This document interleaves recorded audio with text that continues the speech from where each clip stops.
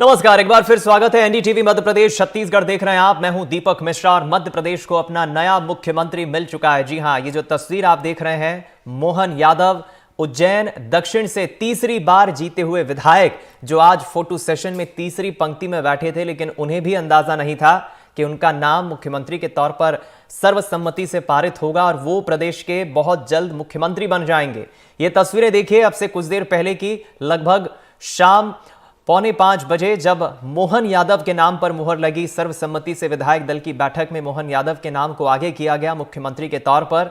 तो ये फूलों की माला पहनाकर, कमल की माला देखिए, शिवराज सिंह चौहान जो अब पूर्व मुख्यमंत्री, इनके लिए कहना होगा, 2 घंटे पहले तक ये मुख्यमंत्री थे, लेकिन अब शिवराज सिंह चौहान पूर्व मुख्यमंत्री बन गए हैं और मोहन यादव जल्द ही शपथ लेंगे और वो मुख्यमंत्री बन जाएंगे। एक तरफ पूर्व मुख्यमंत्री, एक तरफ होने वाले मुख्यमंत्री। और तीसरी तस्वीर में तीसरा जो शख्स आप देख रहे हैं, वीडी शर्मा, संगठन का वो चेहरा, वो व्यक्ति जिसने इस चुनाव में दमदारी से पूरे प्रदेश में 230 विधानसभा सीटों पर जो तैयारी की, जो रणनीति बनाई, सबको साध के चले, उन्होंने भी एक अहम जिम्मेदारी निभाई। और आप देखिए, 3 पर्यवेक्षक दिल्ली से आज सुबह आते हैं।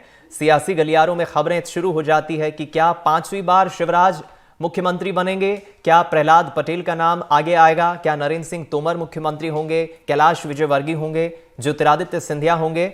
और लीजिए साहब, ये तमाम जो चेहरे मुख्यमंत्री की दौड़ में आगे चल रहे थे, उन सबसे परे एक ऐसा नाम सबके सामने आता है जिससे हर कोई हैरान भी रहता है। चौंकाने वाला यह नाम आता है उज्जैन दक्षिण से तीसरी बार के विधायक, उच्च शिक्षा मंत्री रहे मोहन यादव का। आप देखिए, फूलों की माला पहनाकर जब शिवराज उन्हें बधाई देते हैं, शुभकामनाएं देते हैं, तो मोहन यादव शिवराज सिंह चौहान के पैर छूते हैं। क्योंकि देखिए, आखिर उम्र में भले वो बड़े हैं, लेकिन एक जिम्मेदारी जो मिली है, जो इसे हम कद तो नहीं करेंगे, लेकिन ये एक बड़ा पद होता है। किसी भी प्रदेश का मुख्यमंत्री एक बड़ा पद होता है। सबसे बड़ा पद संवैधानिक दृष्टि से तो राज्यपाल का होता है, लेकिन सरकार चलाने वाला, सरकार का मुखिया, प्रदेश को आगे विकास के पथ पर ले जाने वाला, वो मुख्यमंत्री होता है। और अब अगले 5 सालों के लिए बागडोर मोहन यादव के लिए होगी।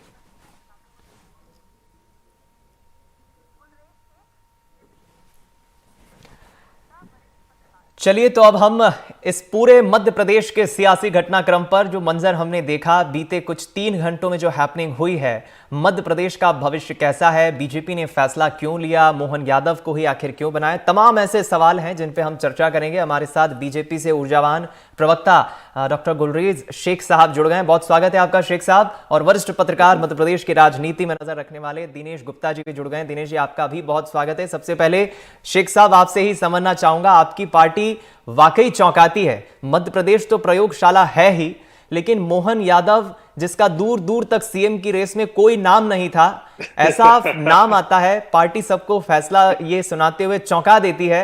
शायद आपको भी अंदाजा नहीं होगा कि तीसरी पंक्ति में बैठा हुआ फोटो सेशन में व्यक्ति कुछ देर बाद मुख्यमंत्री के नाम पर प्रोजेक्ट होगा। नहीं, देखिए, मोहन जी की कार्यशैली से मैं अच्छी तरह से वाकिफ था और उन्होंने जिस प्रकार से एक विजन, हमेशा उनका एक दूरदर्शी नेता, आप विकास कार्यशैली करने से वाले वाकिफ नेता। थे, मुख्यमंत्री बनेंगे ये आपको अंदाजा था शेख साहब? मुझे इस बार का नहीं था, लेकिन आज नहीं तो जी कल मुख्यमंत्री बनेंगे, इस चीज का पूरा विश्वास था, क्योंकि मैं उन्हीं की कॉन्स्टिट्यूएंसी से हूँ। मैं जी। उज्जैन दक्षिण का ही मतदाता हूँ और मोहन जी से मेरे बड़े पुराने ताल्लुकात थे। तो मैं उनको हमेशा कहता था, आज नहीं तो कल आप बनोगे सही बॉस, यही मेरा शब्द रहता था उनके लिए। तो लेकिन एक बात है, ये भारतीय जनता पार्टी है कि एक गरीब घर में पैदा हुआ व्यक्ति, डॉक्टर मोहन यादव के विषय में बोल रहा हूं, जिसने बड़ी मुश्किल से अपने आप को, बड़ा संघर्ष करके अपने आप को विधायक के स्तर तक ले गए, मिनिस्टर बने, विद्यार्थी परिषद में काम किया, बसों में सफर किया, उनको आज मध्य प्रदेश के सबसे बड़े पद पर नियुक्त करती है। ये भारतीय जनता पार्टी ही कर सकती है और कहीं पर आप सोच भी नहीं सकते। और आप यदि उनका यूपी बैकग्राउंड देखें तो पिछड़े वर्ग से आते हैं, एक सिंपल साधारण व्यक्ति हैं, एक विजनरी लीडर जरूर हैं वो, लेकिन एक सिंपल साधारण ऊर्जावान व्यक्ति को पहचान कर कि ये व्यक्ति विकास कर सकता है। और युवा है, एक युवा को उन्होंने मौका दिया। ये केवल बीजेपी, केवल बीजेपी, केवल बीजेपी में ही संभव है। और एक बात और बताऊंगा आपको कि मोहन जी की पॉलिटिकल पृष्ठभूमि खुद जी। ही से बनाई गई है, उनके परिवार में कोई राजनीति में कभी नहीं था। चलिए, मैं आपके पास लौटूंगा। दिनेश गुप्ता जी से भी अब मैं जरा समझ लेता हूं ये जो फैसला वाकई बीजेपी ने लिया है। दिनेश जी, आप भी मध्य प्रदेश की राजनीति को लंबे अरसों से देख रहे हैं, मुझसे ज्यादा अनुभव आपको है। मैं समझता हूं ये चौथी पीढ़ी है मध्य प्रदेश बीजेपी की जिसके हाथों में जिम्मेदारी, अब एक बड़ी जिम्मेदारी। वीडी शर्मा भी आते हैं चौथी पीढ़ी से, मोहन यादव उन्हीं की चौथी पीढ़ी से कह सकते हैं। हम बात करें सबसे पुरानी पीढ़ी की, चाहे पहले मुख्यमंत्री शुक्ला साहब हों या उसके बाद फिर जो लौह पुरुष बीजेपी के रहे हैं जिन्होंने मध्य प्रदेश में बीजेपी को रचा है, जिस तरह से संगठन को मजबूत किया है, ये चौथी पीढ़ी के पास जो अब जिम्मेदारी आई है, कैसे देख रहे हैं भारतीय जनता पार्टी के इस फैसले को और आने वाले लोकसभा चुनाव को? देखिए, भारतीय जनता पार्टी का ये जो फैसला है वो आगे की जो उनकी राजनीति है 10-20 साल की, जो वो तैयारी करते हैं नेतृत्व को लेकर, लीडर को लेकर, ऑर्गेनाइजेशन को लेकर, इश्यूज को लेकर, वो जो उनकी तैयारी चलती है, ये उसके बाद इस तरह के चेहरे या इस तरह के फैसले सामने आते हैं। ये एक दिन का फैसला नहीं होगा कि विधानसभा चुनाव के नतीजे आए और मोहन यादव का नाम एक सप्ताह में विचार में आया और आप मोहन यादव को मुख्यमंत्री बना दिया गया। ये दीपक जी, मोहन यादव का जो बैकग्राउंड है वो सभी के सामने है कि वो विद्यार्थी परिषद संघ से जुड़े हुए हैं, उनका नाम भी उसी तरह का है। वो जो पार्टी में अभी जिस तरह का लीडरशिप डेवलप हो रही है वो इसी बैकग्राउंड की लीडरशिप डेवलप हो रही है। मुझे ये याद है कि मार्च 20 में जब सत्ता परिवर्तन हुआ था उस वक्त भी मोहन यादव का नाम कहीं चर्चा में था, लेकिन वो एक बहुत सीरियस कंटेनर के रूप में नहीं था कि बहुत उनको सीरियसली उस पर कोई विचार मंथन हो रहा है। आया और हम चला गया, क्योंकि मीडिया के सामने बहुत सारे नाम, बहुत सारे लोग अनुमान रखते हैं, तो ये भी एक था। फिर वो जैन में जिस तरह का जो हमने देखा था मास्टर प्लान की कंट्रोवर्सी हुई, फिर उसको लगता था कि ये शायद अब गोन केस हो गया, जो बात संघ या भाजपा सोच रही होगी तो शायद कंट्रोवर्सी में आने के कारण अब नहीं होगा। लेकिन पार्टी ने चौंकाया कि नहीं, जिस व्यक्ति को वो सालों से गढ़ रहे थे, जिसको तैयार कर रहे थे, वो जो है उसको उन्होंने बना दिया। क्योंकि देखिए, बहुत महत्वपूर्ण है ये यादव लीडरशिप मध्य प्रदेश में भारतीय जनता पार्टी के पास उतनी इफेक्टिव नहीं। हमेशा आप देखिए कि जब भी यादवों में जरूरत पड़ती है भारतीय जनता पार्टी को, उत्तर प्रदेश से कभी बुलाना पड़ता है, कभी बिहार से बुलाना पड़ता है। ये आप भूपेंद्र यादव जी देखिए, अभी जब मध्य प्रदेश में इतना लंबा प्रवास उनको करना पड़ा यादव वोटरों के लिए, जब गुना कॉन्स्टिट्यूंसी लोकसभा चुनाव पिछली बार मुझे याद है, तो उत्तर प्रदेश से यादव जो मंत्री थे उनको बुलाया गया था, वहां उनको जिला पालक लोकसभा सीट बनाई गई थी उनकी। तो ऐसा कहीं ना कहीं पार्टी ये सोच रही थी कि हमको यादव लीडरशिप डेवलप करना। तो जब यादव लीडरशिप को लेकर जब नाम आते हैं तो सबसे जो तीसरी बार चूंकि एमएलए बन गए हैं वो, तो एक महत्वपूर्ण नाम हो जाता है, बिल्कुल नया नाम नहीं है। तो ये मौका उनको मिला है, ये चौंकाने वाला जरूर है, लेकिन ये भविष्य की जो राजनीति है, अब ये कह सकते हैं कि वीडी शर्मा और जो मोहन यादव का जो कॉम्बिनेशन है ये आगे लंबा चलने वाला है। चलिए, ये बेहद महत्वपूर्ण बात आपने कही है। यानी मैं भी सियासी गलियारों में अब सुन रहा हूं, जो नई कैबिनेट होगी उसमें भी हमें कई ऐसे चौथी पीढ़ी के चेहरे दिखेंगे। वरिष्ठ नेता तो कई हैं ऐसे जो लंबी फहरिस्त में जिनका नाम है।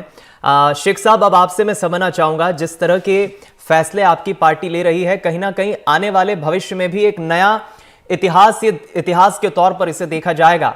आपकी पार्टी तो मजबूत हो ही रही है, लेकिन मैं समझता हूं कहीं ना कहीं ये चैलेंज उन क्षेत्रीय दलों के लिए भी है। इस तरह के फैसले मध्य प्रदेश, छोड़िए साहब, देश की राजनीति में अमूमन ऐसा होता नहीं है कि यहां पर बैठा हुआ कोई व्यक्ति यहां पहुंच जाता है और सबसे शीर्ष नेतृत्व के तौर पर देश का प्रधानमंत्री पन्ना प्रमुख से सीधा संवाद करता है।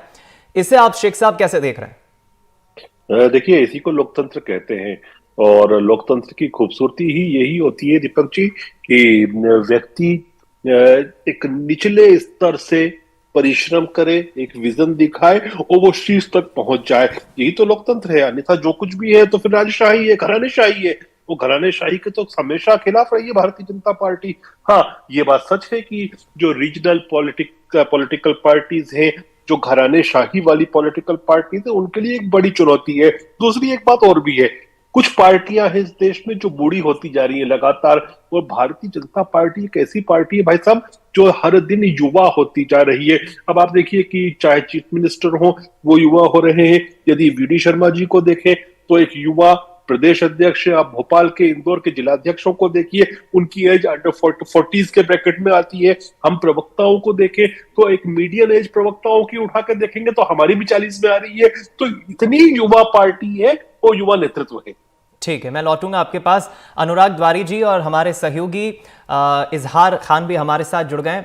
अनुराग जी, अगर आप सुन पा रहे हो तो मेरा आपसे ही ये सवाल है, मोहन यादव का नाम किसी ने नहीं सोचा था, बीजेपी ने जिस तरह से चौंकाया है मध्य प्रदेश में मुख्यमंत्री के नाम को प्रोजेक्ट करके।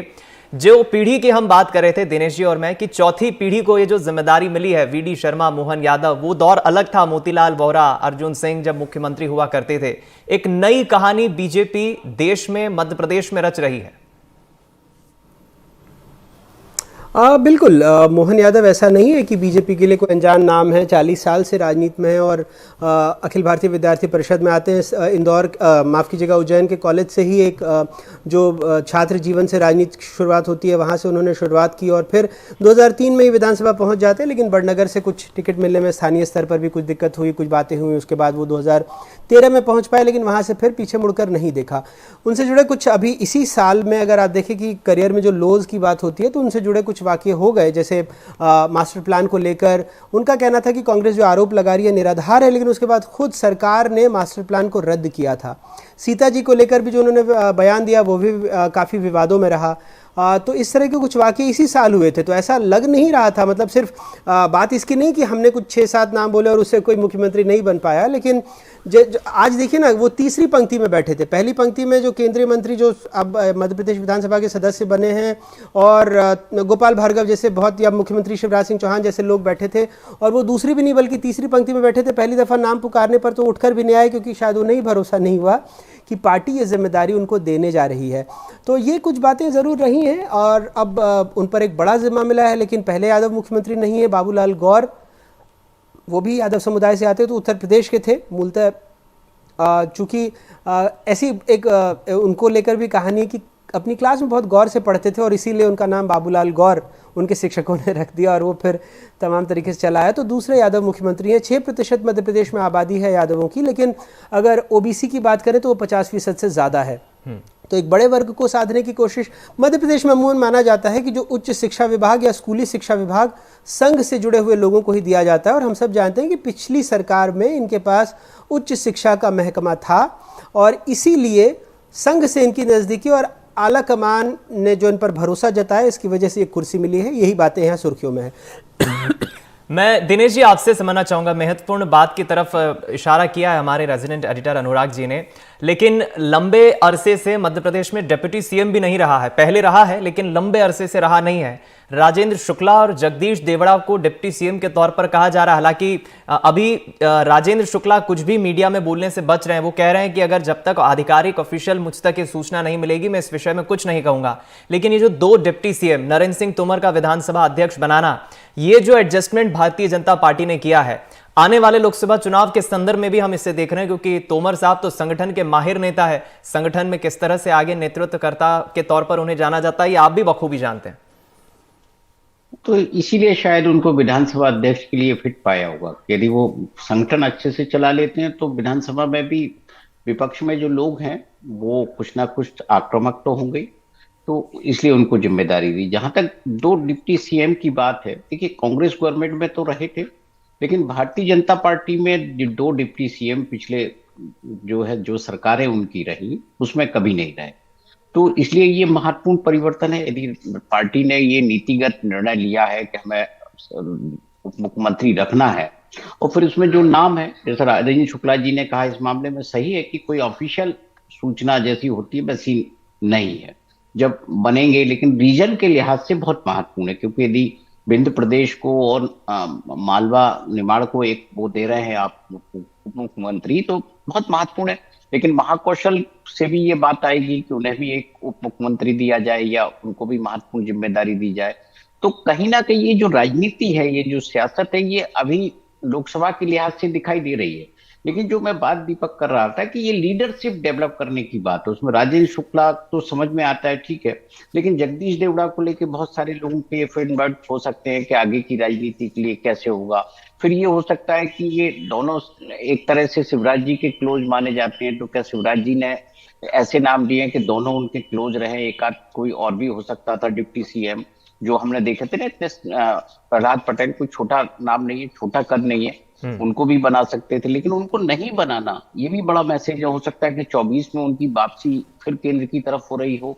तो ये अनुमान लगा सकते हैं, क्योंकि भारतीय जनता पार्टी चूंकि चौंकाने वाले फैसले करती है, तो इसलिए हो सकता है कि जिन लोगों को चुनाव लड़ने, सरकार बनाने भेजा गया था, अब वो फिर 24 में ये कहे कि नहीं, अब आपको फिर अब केंद्र की सरकार बनाना है, तो आप वापस जाइए, फिर अगली बार जब होगा तो इनको जो भी बचेंगे सांसद जिनको यहाँ पर नहीं दे पाएंगे, उनको शायद फिर केंद्र में दें, क्योंकि इतने हैवी वेट्स यहाँ लोग हो गए हैं कि मोहन यादव की तुलना में आप देखेंगे ना कि वो बहुत सारे जूनियर हैं, बहुत सारों के पैर मोहन यादव जी छूटे हैं, बहुत सारे लोगों से उनके जो रिश्ते हैं वो सम्मान वाले हैं, तो वो मुख्यमंत्री रहते हुए वो अब उनके सबॉर्डिनेट होंगे, थोड़ा सा उनके लिए अनकंफर्टेबल भी होगा। हो सकता है इस बारे में पार्टी कोई सोच रही हो कि कोई रास्ता निकाल रही हो। जी, मैं शेख साहब अब आपसे समझना चाहूंगा, ये तो बात हुई अभी अब तक के बीजेपी के इस फैसले पर, लेकिन आप इस पर ज्यादा बेहतर प्रकाश डाल पाएंगे, और इसमें मुझे कोई तोहमत नहीं है। अब तक बीजेपी जिस तरह से मध्य प्रदेश में प्रयोगशाला में जो फैसले लेती आई है, शायद 5 साल बाद पार्टी आपको भी टिकट दे दे, और आज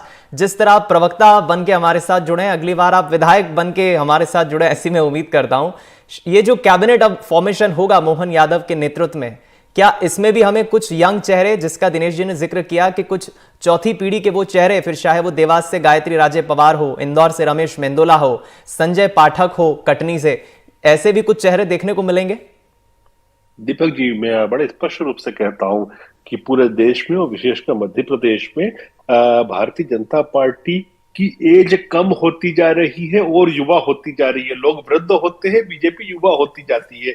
तो युवा होती पार्टी में एक युवा मुख्यमंत्री बने, डेफिनेटली आपको कैबिनेट के और भी साथी, एमओएस में भी बहुत सारे आपको युवा दिखेंगे, लेकिन कहीं ना कहीं आप ये भी पाएंगे कि मिश्रण होगा अनुभव का भी और युवा ब्लड का भी। तो आपको युवा ब्लड भी मिलेगा और अनुभव भी मिलेगा, ये मान के चले आप। चलिए अनुराग जी, एक चीज आपसे मैं ये समझना चाहूंगा, मध्य प्रदेश में तो शुरू से बाइपोलर पॉलिटिक्स रही है। मध्य प्रदेश में बीजेपी और कांग्रेस के बीच ही मुकाबला देखा गया है, सपा बसपा का जरूर कुछ एक सीटों पर कभी कभी रहा है, लेकिन ये जो भारतीय जनता पार्टी अब एक नई कहानी रच रही है, आपको नहीं लगता देश के अन्य राज्यों में जो दूसरे क्षेत्रीय दल हैं उन्हें कहीं ना कहीं बीजेपी अब चुनौती दे रही है इस तरह के फैसले लेते हुए, कि वो भी सोचने पर मजबूर हो कि अब उन्हें किस रणनीति के साथ चुनाव में उतरना है, दूसरे क्षेत्रीय दल?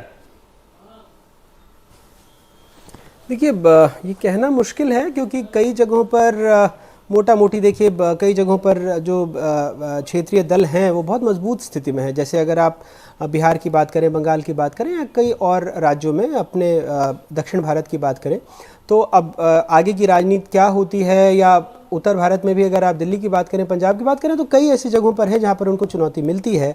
अब राजनीति ऐसे ही की जाती है, और ये ज़रूर है कि नए नए प्रयोग हैं, लेकिन जैसा हम बात कर रहे थे कि कोई पहली दफ़ा नहीं है जब किसी यादव समुदाय के आदमी को यहाँ पर मुख्यमंत्री बनाया हो बीजेपी की तरफ से ही, तो वो अपने प्रयोग कर रही है, और बाकी जगहों पर भी देखना होगा कि इसका जवाब जो विपक्षी दल हैं वो कैसे अपना कार्ड तैयार करते हैं।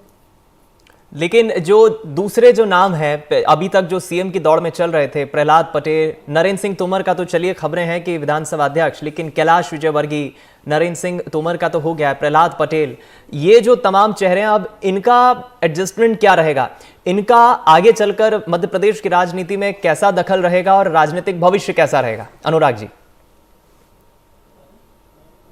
देखिए, तमाम वरिष्ठ नेता हैं, और बीजेपी ने बार बार दिखाया है कि इनके यहाँ विरोध के स्वर बहुत ज़्यादा ऐसे नहीं होते।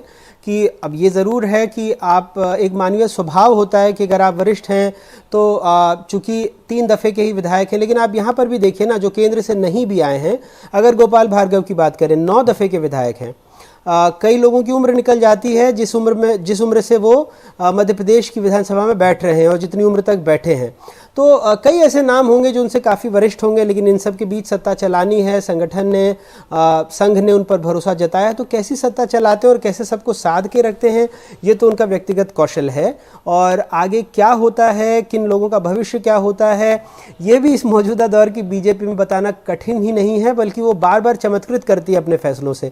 तो किसी तरह की भविष्यवाणी से कम मैं बचना चाहूँगा। देखते हैं पार्टी इनके लिए क्या फैसला लेती है। अगर इन लोगों को राज्य की राजनीति में लाई है तो हो सकता है कुछ फैसला इनके लिए सोच कर रखा हो। चलिए, बहुत शुक्रिया आपका अनुराग जी हमारे साथ जुड़ने के लिए। लेकिन इसी चर्चा को मैं आगे बढ़ाऊंगा। दिनेश जी, आप शायद बेहतर ढंग से समझा पाएंगे। सबसे बड़ा चेहरा जो अब तक मध्य प्रदेश में मोदी के बाद मध्य प्रदेश बीजेपी में हम देखें संगठन के तौर पे, सरकार के तौर पे, वो शिवराज सिंह चौहान है। खबरें अब ये भी है कि क्या दिल्ली बुलाया जाएगा, शिवराज सिंह चौहान को मार्गदर्शन मंडल में रखा जाएगा, क्या देश की राजनीति में अब शिवराज सिंह चौहान को देखा जाएगा, ये बीजेपी के शीर्ष नेता तय करेंगे। लेकिन शिवराज सिंह चौहान की भी कुछ इच्छा है और वो कह चुके हैं मैं मध्य प्रदेश में ही रहना चाहता हूं। तो इस चेहरे का आगे राजनीतिक भविष्य क्या हो सकता है, ये इस पर आप क्या कहेंगे? देखिए, उन्हें तो अब मुझे लगता है कि नए सिरे से वो चिंतन मंथन करेंगे, क्योंकि 2018 में दीपक जब सरकार नहीं बनी थी तो पार्टी ने उनको वाइस प्रेसिडेंट बनाया था, नेशनल वाइस प्रेसिडेंट बनाया था, और वो दिल्ली नहीं गए थे, तब भी मध्य प्रदेश में ही रहे थे। और इसके बावजूद जब 20 में सरकार की बात आई तो उनको फिर से मौका दे दिया था। तो शिवराज जी की को पता है कि दिल्ली के समुद्र में उनका सर्वाइवल थोड़ा सा मुश्किल होता है। मध्य प्रदेश जहाँ मुख्यमंत्री होता है उसके पास बहुत सारी अपॉर्चुनिटीज होती हैं, बहुत सारे काम करने के अवसर होते हैं, लेकिन केंद्रीय मंत्री के पास उतने नहीं होते। लेकिन वो जिन पदों के लिए अपने आप को देख रहे होंगे कि वो पार्टी अध्यक्ष बन जाए, राष्ट्रीय अध्यक्ष बन जाए, तो ये तो तभी संभव है जब प्रधानमंत्री नरेंद्र मोदी जी चाहेंगे कि उनको शिवराज जी को अध्यक्ष के तौर पर लाना है। अन्यथा वो उपाध्यक्ष तो पहले ही रह चुके थे और अभी भी उनके पास अवसर यही है कि वो यदि दिल्ली जाना चाहे, वैसे मुझे लगता है वो जाएंगे नहीं, वो मध्य प्रदेश विधानसभा में ही विधायक के रूप में बैठकर एक मनोवैज्ञानिक दबाव बनाए रखने की कोशिश करेंगे। चलिए, फिलहाल शेख साहब अब आपसे मैं समझना चाहूंगा, जिस बात का जिक्र हम कर रहे हैं, ये तो खैर राजनीतिक भविष्य शिवराज सिंह चौहान हो या फिर प्रहलाद पटेल हो, इनका क्या होगा समय बताएगा। लेकिन अब जो सबसे महत्वपूर्ण बात है, हम देख रहे हैं जिस फॉर्मूले पर आपकी पार्टी ने काम किया, 50% plus vote sharing. Madhya Pradesh के 100 सीटें ऐसी रही इस बार के चुनाव में जहां अपने 50% से ज्यादा वोट शेयर के साथ जीत दर्ज की आपके प्रत्याशियों ने। लोकसभा चुनाव को लेकर भी कुछ रणनीति तो बनेगी ही, और अगर मध्य प्रदेश की 29 लोकसभा सीटों पर आपकी पार्टी जीतती है तो बेशक इसका श्रेय वीडी शर्मा को, शिवराज सिंह चौहान को, कुछ हद तक मोहन यादव को भी जाएगा। तो इस आने वाले लोकसभा चुनाव पर आप क्या तैयारी कर रही है आपकी पार्टी? देखिए, अभी तो एक ही तैयारी है हमारी कि मिशन 29, और मिशन 29 के लिए हमने बिल्कुल स्पष्ट मत बना रखा है कि जिन जिन बूथों पर हमको अपेक्षाकृत वोट नहीं मिला या हम हारे जिन बूथों पर, उन बूथों पर हमको 10% अपना वोट बढ़ाना है, और उससे ही ये राह निकलेगी मिशन 29 की। जहां तक बात है 50% क्रॉस करने की, 101 सीटों पर हमने ऑलरेडी क्रॉस कर लिया है और बाकी सीटों पर भी हमको करना है, और इसी के लिए हम लग चुके हैं। चलिए, फिलहाल इस चर्चा को हम जारी रखेंगे।